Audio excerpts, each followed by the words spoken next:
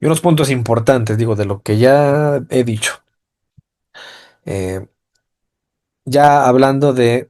eh, eh, les dije que Juan Crisóstomo y Jerónimo fueron los que dan testimonio de que Ignacio sí convivió con los apóstoles. También otro tal Teodoreto de Ciro en el siglo quinto.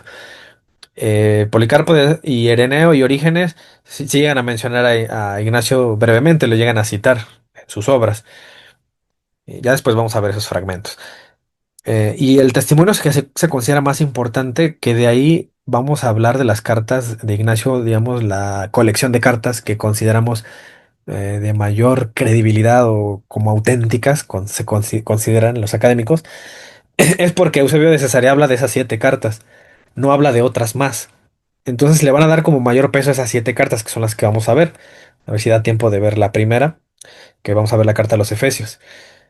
Entonces, Eusebio de Cesarea fue un obispo de Cesarea católico, dice, suele ser el más importante entre los eruditos y este ha sido, dice así, en líneas generales, para ambos, ¿no? Tanto para protestantes como católicos. Entonces, desde que comenzaron estas disputas, Eusebio siempre ha sido como por su obra, que se llama Historia Eclesiástica, uno de los más grandes referentes para hablar de, no nada más de Ignacio, su obra es grande y habla de muchos otros personajes dentro del cristianismo. Vamos a ver qué dice Eusebio de Cesarea. Vean, vivió en esta época, entre el siglo 3 y 4.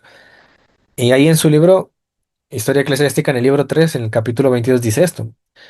Dice, pero de los antioquenos, después de Evodio, significa que, ¿cómo es? Primero Evodio y después le sigue, dice, que fue instruido obviamente por los apóstoles. Dice, en el tiempo de que hablamos era muy conocido el segundo, es decir, el que le sigue a Evodio. Entonces el primero de ser obispo de Antioquía, más bien el que funda, ahí es Pedro. Y ya después el sucesor o el encargado de ahí, del episcopado de Antioquía, era Evodio. Pero después de Evodio aquí dice que era más conocido el segundo, el que le siguió. De Evodio, ¿quién? Ignacio. Y también lo menciona más adelante en el capítulo 36 de su misma obra. Dice, esto es lo que se refiere a Ignacio. Después de él, recibió la sucesión del episcopado de Antioquía, Eros. Esto significa que así es como va el linaje. Pedro, Evodio, después Ignacio de Antioquía, y ya después sigue Eros de Antioquía, ¿no? Sería el sucesor dentro de los obispos. Pero fíjense que sí se detiene mucho Eusebio en hablar de Ignacio, porque era importante, era un personaje importante, y él mismo lo dice. Dice acá que brillaba por ese tiempo allí en Asia Policarpo, discípulo de los apóstoles, lo aclara Eusebio. Policarpo fue instruido por los apóstoles, dice, al que habían confiado el episcopado de la iglesia de Esmirna, los testigos oculares y ministros del Señor. Significa que Policarpo sí conoció a gente que vio a Jesucristo y aprendió de él. Bueno, estos personajes también le enseñaron, le educaron y le confiaron el episcopado de Esmirna.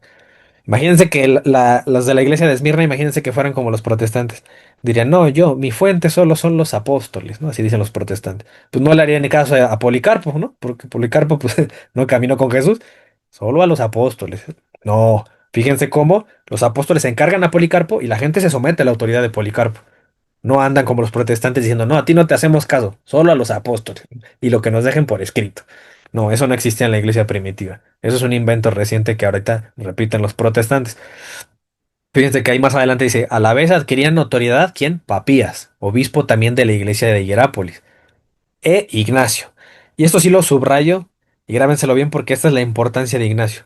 Ya vimos por qué es importante Antioquía. Recibió las doctrinas fresquecitas de los apóstoles de Jesucristo.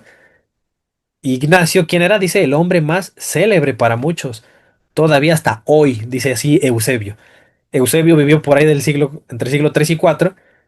Ignacio en el siglo primero y segundo. Y fíjense cuánto tiempo había pasado, casi 400 años, y Eusebio asegura que era un hombre tan importante hasta el día de hoy. Todavía nosotros aprendemos de Ignacio o lo recordamos, ¿no?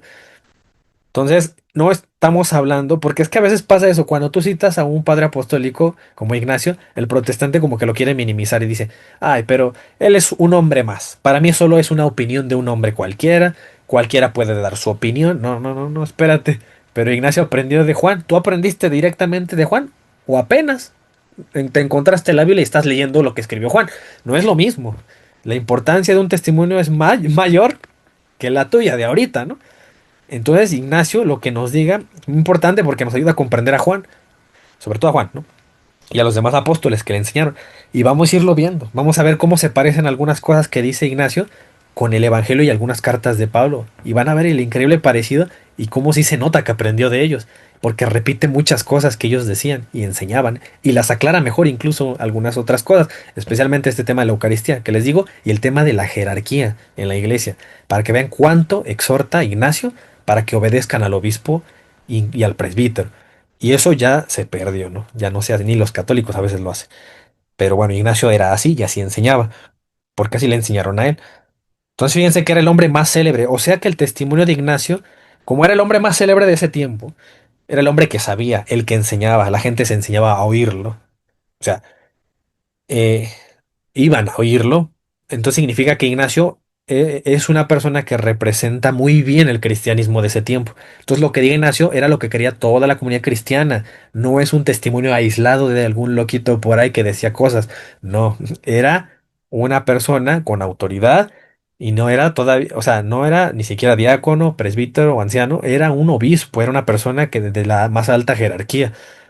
Entonces sí era importante lo que él nos decía, ¿no?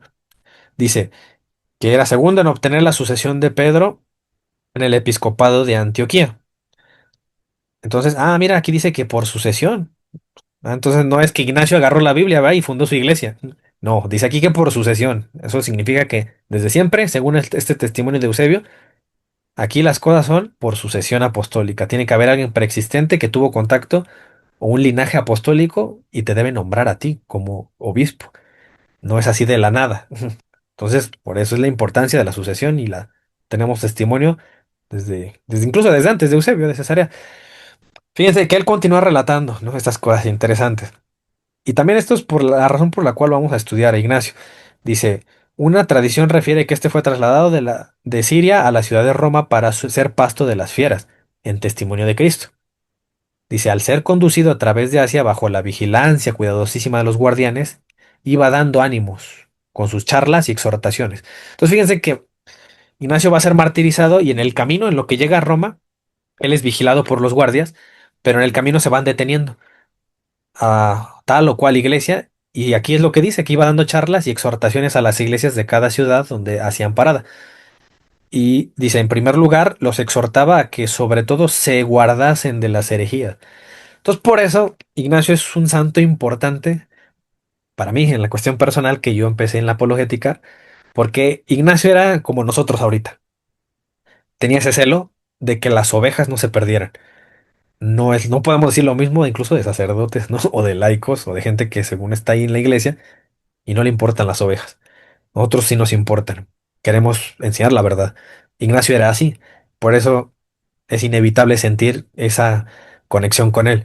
Dice que ese era su objetivo. Según Eusebio, dice, es que él se la pasaba exhortando a que se cuidaran de las herejías, que precisamente para entonces comenzaban a pulular, dice, y los excitaba a aferrarse sólidamente, que diría un protestante, aférrense a la Biblia, que dice el pastor, Dios nos dejó la Biblia, aférrense a la Biblia, no. El cristianismo primitivo que decía, aferrarse sólidamente a la tradición de los apóstoles. Eso era. Porque para ese entonces, en el siglo primero, no había algo que conociéramos como Biblia.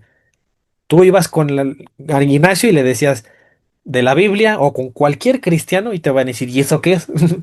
No, pues fíjate que aquí en el 2025 hicimos una recopilación de escritos sagrados. Y van a decir, ¿y eso a ti quién te dijo que, que son los escritos sagrados? No, tal comunidad tiene algunos escritos, la otra comunidad tiene algunos otros. No, pero debe haber habido alguien que los juntó y dijo, ya, sigan esto, esto es palabra de Dios, esto léanlo en las congregaciones. Bueno, ese alguien ya lo mencionamos, fue el Papa. Pero en ese entonces todo era por tradición. ¿Qué significa que la Iglesia de Cristo seguía por tradición y por escritos sagrados? Por las dos. Si te quedas solo con una, entonces estás faltando. Ya no eres la iglesia primitiva. Por más que te quieras parecer a ellos y por más que sigas el libro de los Hechos y los Evangelios, no. Aquí le dice que la iglesia primitiva sigue la tradición también de los apóstoles. Dice que por estar ya él a punto de sufrir martillo, creía necesario poner por escrito en gracia a la seguridad. ¿Qué significa? Que de esa tradición él deja una parte por escrito. Y hay otro testimonio, aparte de Eusebio de Cesarea, que les pongo aquí, que es una carta que hace Policarpo, que también se conserva y algún día la vamos a ver, cuando Policarpo escribe a los filipenses. Y aquí les pongo el fragmento importante donde se habla de Ignacio. Allá en el capítulo 13 de esa carta, en el verso 2 dice, conforme a vuestra indicación, os enviamos las cartas de Ignacio. Y este consejo que da Policarpo, vamos a seguirlo en este curso. Y esa es la razón por la cual vamos a estudiar a Ignacio. Os enviamos las cartas de Ignacio, tanto las que nos escribió a nosotros como las otras suyas que teníamos en nuestro poder. Nada más con estos versos nos damos cuenta cuán importante era Ignacio para ese tiempo. Un predicador importante. ¿Por qué? Al punto de que las cartas las guardaban y las compartían y no solo eso, las aconsejaban que las leyeran las demás iglesias. Dice, todas van adjuntas a la presente.